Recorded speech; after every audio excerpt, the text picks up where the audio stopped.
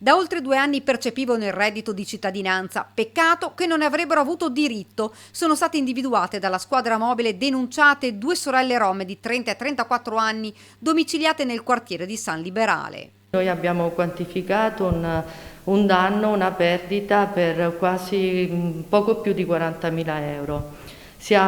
Ne avrebbero ricavati altrettanto se non si fosse bloccata tempestivamente questa attività illecita. Le indagini sono partite per accertare fittizie residenze di pregiudicati di etnia rom.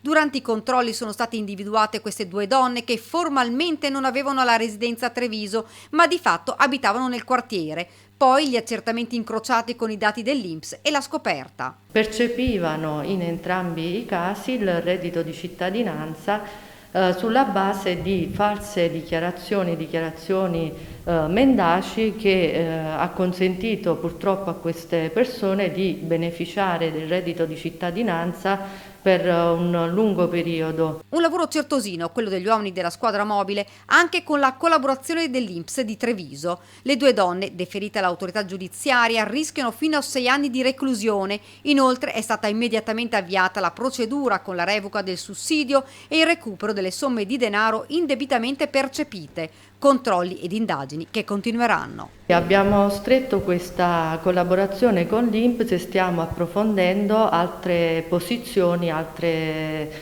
situazioni sempre collegate a benefici di tale tipologia.